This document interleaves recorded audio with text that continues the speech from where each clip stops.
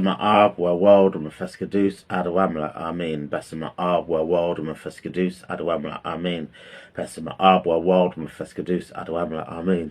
Good morning and blessings and love on this Sabbath. Hope you're all doing well, and welcome to Deuteronomy, the fifth book of the Bible. And yes, we are here, we have arrived.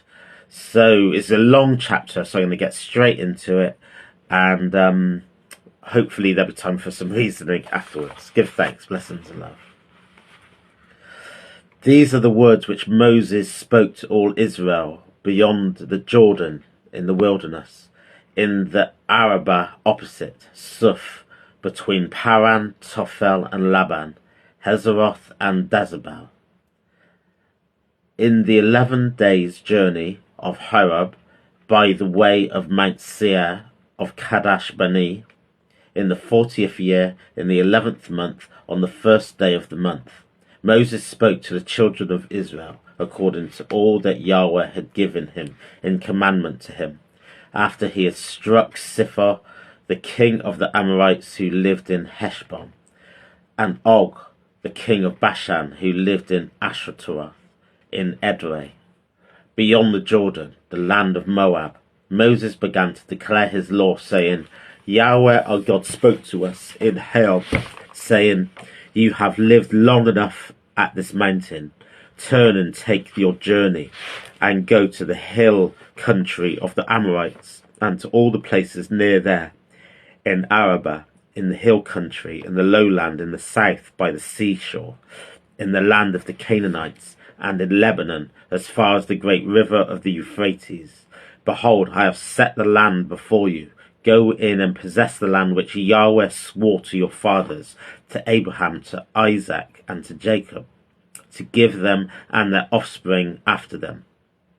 I spoke to you at that time, saying, I am not able to bear you myself alone. Yahweh your God has multiplied you, and behold, you are today as the stars of the sky for multitude. May Yahweh, the God of your fathers, make you 1,000 times as many as you are, and bless you, and he promised you. How can I myself alone bear your problems, your burdens, and your strife? Take wise men of understanding who are respected among your tribes, and I will make them heads over you.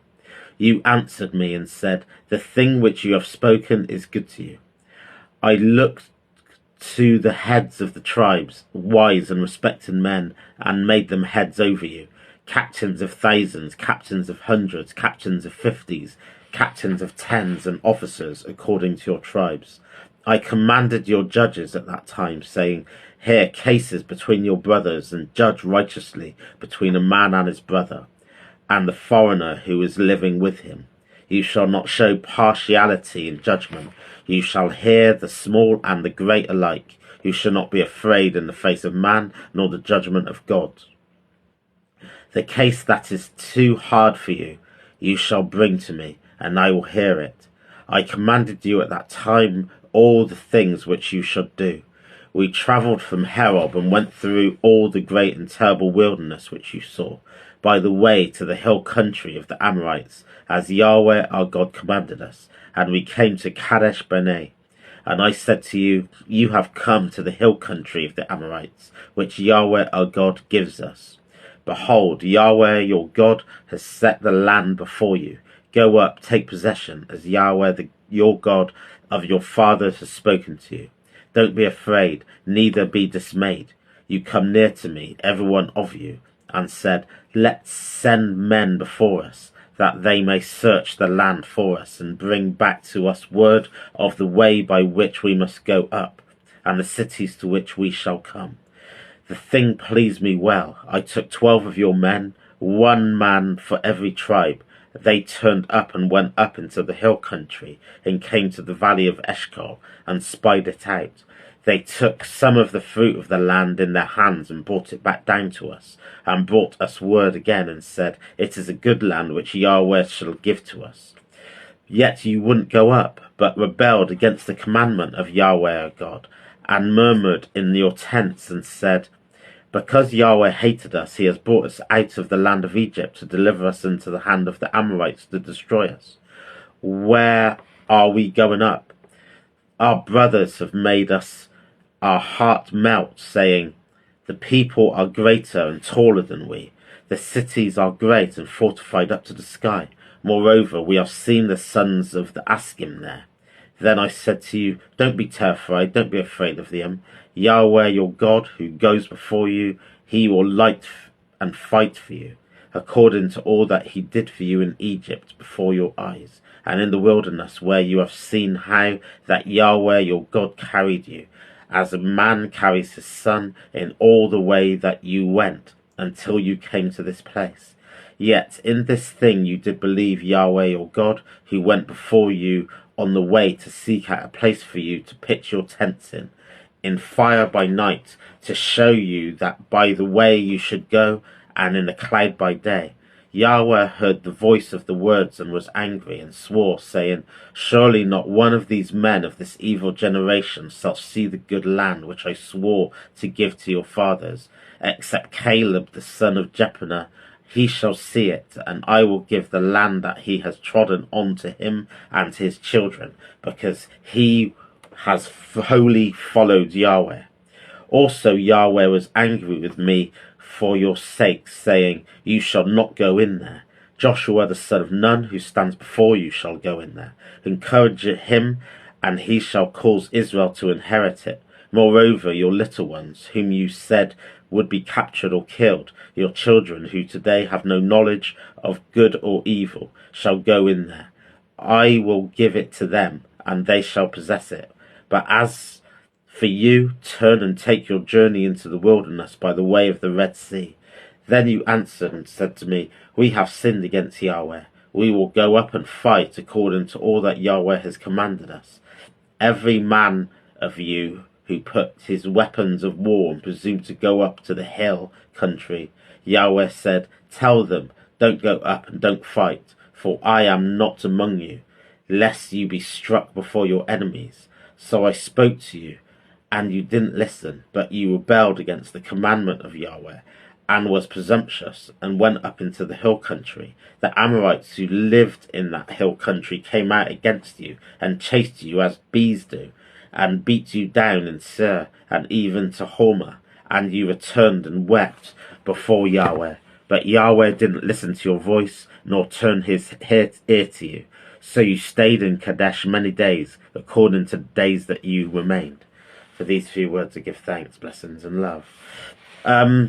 So the first book of Deuteronomy is... Deuteronomy, also, I have to say that it comes from the root of Deuteronomium, which means second law. And so it's a re-establishment of the laws that we've seen in Leviticus and in Numbers. So the book of Deuteronomy is a series of speeches that Moses is giving as the people are about to enter into the promised land, and we already know that Moses isn't entering into the promised land with the people. So this is kind of Moses' last stand. Moses is said to be the author of Deuteronomy, as with the other books that we've already read as well. So yeah, this is kind of Moses' last stand to tell the children of Israel what they've been through. It's a recap similar to Numbers 35 that we heard a couple of days ago. It's a recap to tell the children of Israel what they've been through, what some of their experiences have been through, and essentially not to make the same mistake again. And it really is about educating this new generation, the wisdom of the previous generations, but also the fact that God's been faithful to them this whole time. So what we had in this chapter, Deuteronomy 1, was kind of a condensed, collapsed version of some of the different events that happened throughout Numbers particularly, and in early Leviticus as well.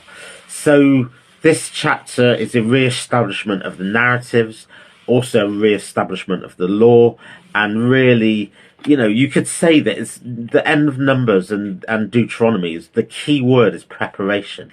There's a psychological preparation which is happening, imparting the knowledge, imparting the narratives, imparting the lessons and the law to the people, because God does, and Moses doesn't want them to go in there unprepared for the future, for what's next going to happen, and the challenges and the temptations that they're going to face.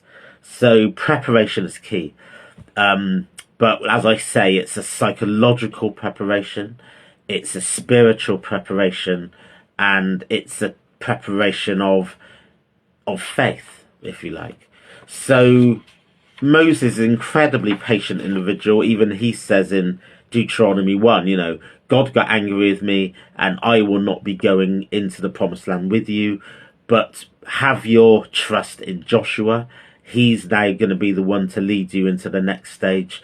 So to listen to him, to, you know, listen to him and follow his instruction, and support him, really, is what Moses is telling the people. As I've tried to support you as much as I can, and he talks in here different moments where he's been the intercessor between Moses and the people, and he said, I've advocated you as much as I can, and I can't do any more. Now Joshua's the one that has your back, essentially. So he's pleading with the people to learn from past mistakes and don't repeat the mistakes of the past, and bringing those mistakes into the present and into the future. So yeah, it's going to be a whole book of recaps, but also reassertations and forward thinking as well. So I will leave it there, and as we journey through, I think it's going to be, continually interesting to see how this unfolds. So have a blessed Sabbath, whatever you do, and have you spend the day. Keep God in your eyesight, and forever we try to do the right thing with the glory of God in our humble hearts. Blessed love.